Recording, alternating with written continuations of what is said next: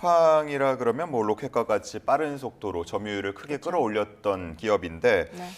지금 후속 조치가 좀처럼 속도를 내지 못하는 것 같습니다. 어제 청문회도 맹탕이다, 반쪽이다 이런 평가가 나오고 있는데 어떻게 보셨습니까? 한 세 가지 이유 때문인 것 같아요. 일단은 첫 번째는 그 핵심 그 인물이 나타나지 않았다라고 하는 거죠. 이제 김범석 그 의장이 쿠팡의 실질적인 오너잖아요. 근데 이제 청문회에 나타나지 않게 되면서 굉장히 그 무성의한 그 답변을 하지 못하는 그러한 이제 상황이 발생했다라고 하고 있어요. 왜냐하면 사실 의결권 70%를 보유한 실질적 지배자란 말이에요. 근데 이제 대신에 일주일 전에 급히 임명이 된 그 미국인인 이제 로저스 대표가 나왔는데 그 사람은 한국어를 전혀 못해서 통역을 지금 통해서 답변을 할 수밖에 없는 상황이었고요.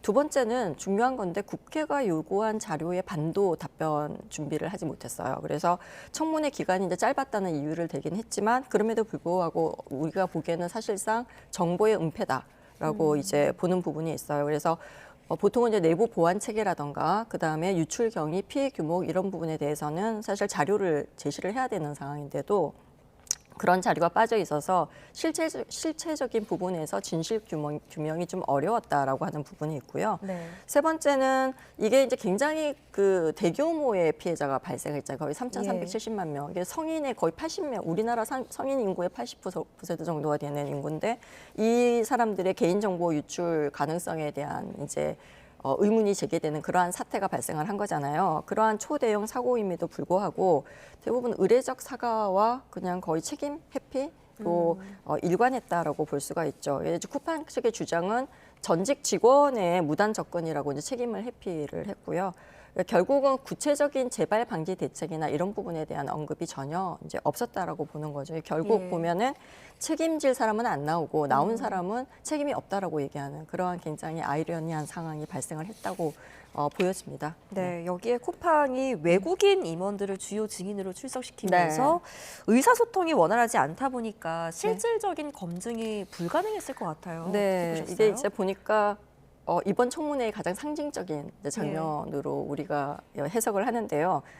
외국어를 전혀 못하는 미국인 로저스 대표하고 최고 정보 보호 책임자 등 외국인 임원을 보냈단 말이에요. 그러면서 증인으로 세웠는데 그러니까 청문회 내내 교차 통역을 했어요. 네. 근데 이제 보통 청문회는 우리가 아시는 것처럼 질문을 하게 되면은 답변을 할 수 있는 시간이 정해져 있잖아요. 보통 2, 3분 내에 답변을 해야 되는데 이게 이제 통역하는 동안 시간이 지체가 되고 답변 자체는 그러다 보니까 죄송하다. 그다음에 뭐 조사 중이다. 최선을 다하겠다. 막 이런 의례적인 멘트로만 이제 답변이 나왔고요. 그다음에 AI 통역기까지 등장을 했어요. 맞아요. 근데 이게 이제 기술적인 오류로 의사소통이 굉장히 어렵게 되면서 뭐 굉장히 해프닝이 벌어지는 그러한 상황도 벌어진 거죠. 그래서 사실 이제 해석을 하기에는 의도적으로 한국어가 불가능한 외국인 임원들을 내세워서 시간을 끌고 그러니까 좀 책임 추궁을 희석시키려고 하는 의도가 아니었나라고 하는 비판을 받을 수밖에 없는 그런 상황이 지금 연출이 된 거죠. 그래서 어떻게 보면 우리 입장에서는 한국 소비자와 국회를 우롱하는 그러한 굉장히 처사로 받아들일 수밖에 없다라고 해석을 하고 있습니다. 네. 이게 뭐 유출이냐 아니면은 정보 접근이냐 무단 접근이냐 뭐 이런 부분들에 대해서도 논란이 이어질 것 같은데 로저스 대표 얘기하는 거 들어보니까 뭐 미국에서는 위법 사항에 해당하지 않는다라는 이야기도 있었던 것 같더라고요. 네, 근데 이제 뭐 이게 개인정보 보호 부분이 위법 사항이 아니라고 보기에는 굉장히 어렵습니다. 미국도 그 공시를 반드시 해야 되는 그러한 상황이고요. 이게 당연히 이제 위법 사항에 해당되는 상황이라고 봅니다. 이제 지금 문제는 뭐냐면 이렇게 주장을 하는 거죠.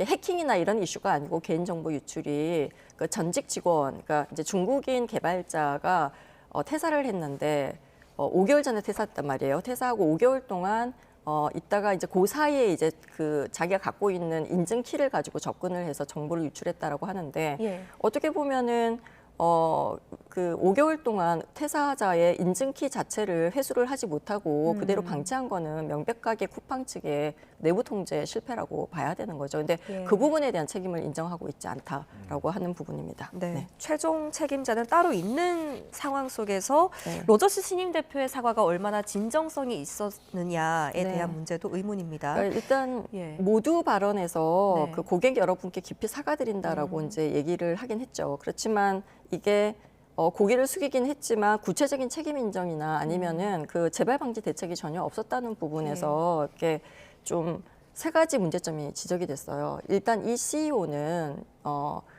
그 미국 법인 CEO가 김범석 의장이 아니고 우리 자회사 대표란 말이에요. 근데 이 사람이 일주일 전에 지금 청문회 일주일 전에 지금 청문회 이게 저기 취임이 됐고 예. 일주일 만에 청문회에 나왔잖아요. 그러니까 우리가 일반적으로 보면은 지금 이 상황을 정확하게 파악하지 못하는 그러한 상황인데다가 여기 이제 나오다 보니까 대답을 어떤 대답밖에 못 하겠어요. 질문을 했을 때 뭐 통역을 통해 가지고 대답을 하긴 했지만 아직 파악 중이다, 조사 중이다, 뭐 이런 답변만 지금 본론적인 나오고 답변들. 네, 나올 수밖에 없고 책임 소재를 명확하지 하지 않은 거죠. 아까도 말씀드린 것처럼 퇴사한 중국 국적 개발자가 무단으로 접근한 거지 본인들 책임이 아니다라고 하는데 이거는 퇴사자의 접근 근한 자체를 통제하지 못한 것은 명백한 쿠팡의 내부 통제 실패라고 볼 수밖에 없습니다. 그래서 근데 로저스 대표가 이 부분을 인정하지 않았고요.